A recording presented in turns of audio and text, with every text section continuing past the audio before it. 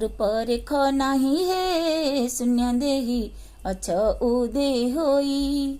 रूपरेख नाही हे शून्य देही अछ उदय होई।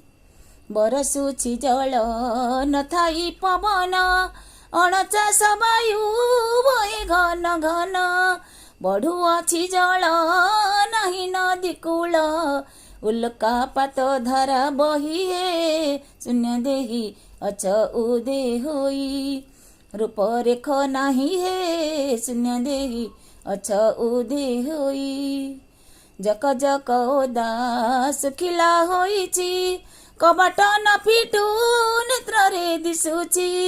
सेठारे आश्रम नदी त ब्रह्म उदय त नाही तही हे शून्य देही अछ उदय होई। रूपरेख नाही हे